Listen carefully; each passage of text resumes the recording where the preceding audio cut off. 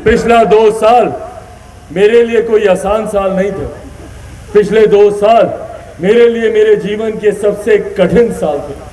मेरे पिता के निधन के बाद जिस तरीके से एक के बाद एक विपरीत परिस्थितियां मेरे सामने आई, एक के बाद एक जिस तरीके से मेरे ऊपर वार किए गए, क्यों भैया, क्यों मेरे ऊपर ये सारे वार किए गए?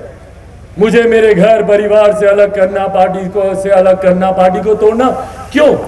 क्या कसूर क्या था चिराग पासवान का कि मेरे पिता के निधन के बाद तुरंत मुख्यमंत्री नीतीश कुमार जी के द्वारा तमाम तरीके के षड्यंत्र रचे गए चिराग पासवान को समाप्त करने के लिए?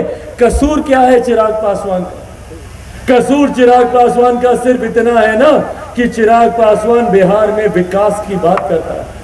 ना झुकूंगा और डरता तो भैया मैं किसी से नहीं हूं।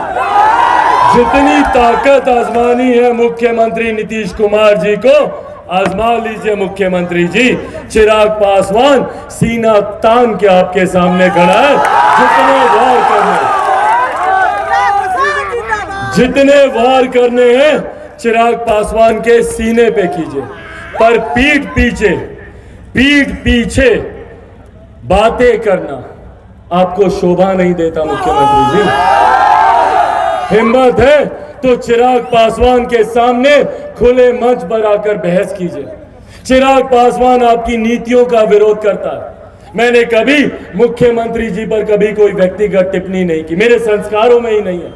मुझे सिखाया गया है कि अपने से बड़ों का, अपने से बुजुर्गों का हमेशा सम्मान करना। आज भी मुख्यमंत्री मिलते हैं तो मैं उनका पांव छूता हूं, पर वहीं पर मुख्यमंत्री किस तरीके की ओछी टिप्पणियां करते हैं मेरे बारे में, मेरे परिवार के बारे में, और उसके बाद वो बोलते हैं कि उन्होंने मेरे पिता को सम्मान देने का काम किया। कल जिस तरीके से, जिस अभद्र भाषा का इस्तेमाल मुख्यमंत्री नीतीश कुमार जी ने मेरे पिता के बारे में किया, जो आज इस दुनिया में नहीं है, जो आज जीवित नहीं है, और उनके बारे में मुख्यमंत्री जी ऐसी बातें करते हैं, व्यक्तिगत बातें करते हैं उनके बारे में।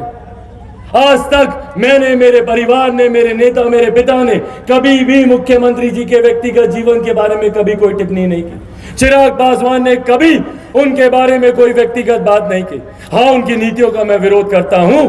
मैं मानता हूं कि 7 निश्चय से कभी बिहार का विकास नहीं हो सकता। नली गली बनाना, हर घर में नल का जल पहुंचाना, ये विकास के मापदंड नहीं होते। विकास करना है तो बिहार में बेहतर यूनिवर्सिटीज दीजिए, कॉलेज दीजिए, स्कूल दीजिए, बेहतर अस्पताल दीजिए, IT सेक्टर लाके दीजिए। की चिंता करते हैं मुख्यमंत्री जी तो सबसे पहले तो बिहार को जो आपने जातिवाद में बांट के रखा, अंग्रेजों के जमाने की नीति आज भी मुख्यमंत्री जी इस्तेमाल करते हैं, डिवाइड एंड रूल की पॉलिटिक्स। जब जब इनको लगता है कि इनके वोट बैंक में सेंध पड़ रही है तो इन्होंने हम लोग को बांटने का काम किया, दशकों से कर रहे हैं, और इन्होंने बांटा, हम बढ़ते भी गए, पर बदले में हमें क्या मिला? कभी दलित को महादलित किया, कभी पिछड़ा को अति पिछड़ा किया, कभी अगड़ा, कभी पिछड़ा, कभी हिंदू, कभी मुस्लिम, कभी महिला, कभी पुरुष, कभी लव, कभी कुश, कभी कोरी, कभी कुर्मी, सिर्फ जातियों में बांटने का काम किया।